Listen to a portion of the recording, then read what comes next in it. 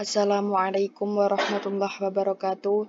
Alhamdulillahirabbil alamin wa bihi nasta'in wa ala umurid dunya waddin wassalatu wassalamu ala asyrafil anbiya'i wal mursalin wa ala alihi wa sahbihi ajma'in amma ba'du.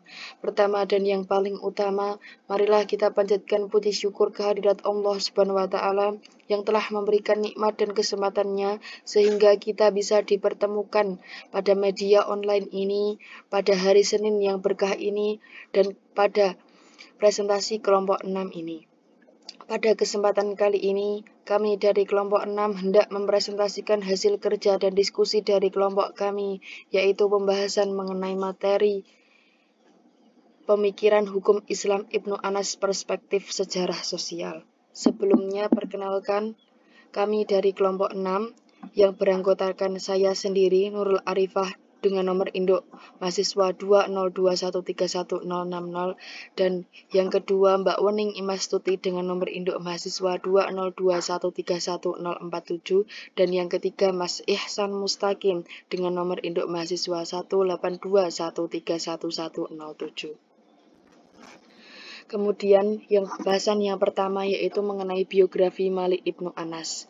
Imam Malik sebagai pencipta madhab Maliki memiliki nama lengkap Abu Abdullah Malik bin Anas al-Asbahi dan terkenal dengan sebutan Imam Dar al-Hijrat atau Imam dari kota Madinah. Beliau dinamakan Imam Dar al-Hijrat dikarenakan beliau tidak pernah keluar dari kota Madinah kecuali beliau sedang mengerjakan ibadah haji. Imam Malik berasal dari Yaman kota Madinah dan lahir di Madinah pada tahun 93 Hijriah.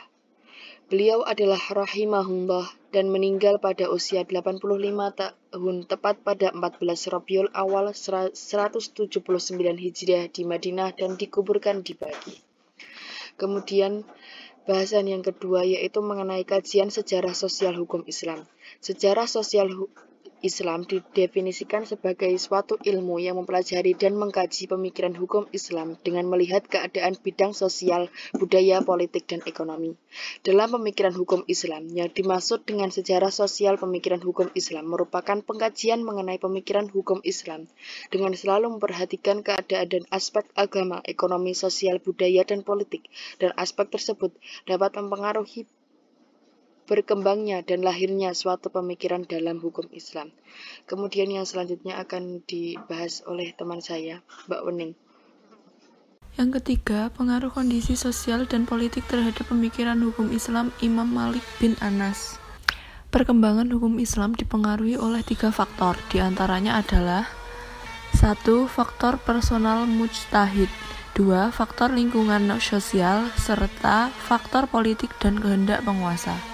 Dalam lingkup lingkungan sosial, Imam Malik tumbuh dari keluarga yang mempelajari hadis-hadis dan menghafal Al-Quran dan hadis-hadis. Imam Malik tidak pernah keluar dari Madinah kecuali haji. Imam Malik hidup di periode imam-imam mazhab kurang lebih abad kedua sampai pertengahan abad keempat Hijriah. 23 para sejarawan menyebut periode ini masa keemasan fikih Islam. Itulah faktor yang mempermudah Imam Malik dalam menyusun dan mengembangkan hukum Islam. Selanjutnya, yang keempat adalah pemikiran hukum Islam Imam Malik bin Anas. Sumber hukum yang digunakan oleh mazhab Maliki adalah Al-Quran, As-Sunnah, amal ahli Madinah, atau praktik masyarakat Madinah, ijma' sahabat, pendapat individu sahabat, qiyas, al-maslahah mursalah, dan al-uruf, atau adat istiadat. Beliau menjadikan Al-Quran sebagai sumber pertama dan beliau mendahulukannya dari dalil-dalil yang lain. Hal yang menarik yang dapat membuat pemikiran dan dasar-dasar mazhab Maliki istimewa, yaitu 1. Imam Malik berpegang pada amal ahli Madinah karena Madinah merupakan tempat Rasulullah berhijrah. 2. Imam Malik berpegang kepada fatwa-fatwa sahabat karena mereka adalah orang yang terdahulu dari golongan muhajirin bersama Rasulullah atau dari golongan Ansor. 3. Imam Malik menjadikan masolih al-mursalah atau istislah sebagai sumber hukum. 4. Imam Malik sangat toleran terhadap penggunaan hadis ahad. keistimewaan dan karya Imam Malik Ibnu Anas. Salah satu keistimewaan Imam Malik adalah beliau seorang tokoh dalam fikih dan hadis. Imam Malik menyusun kitab Muwatta dan dalam menyusun serta merapikannya memakan waktu kira-kira 40 tahun. Ada pendapat yang mengatakan bahwa hadis-hadisnya sekitar 10.000 hadis.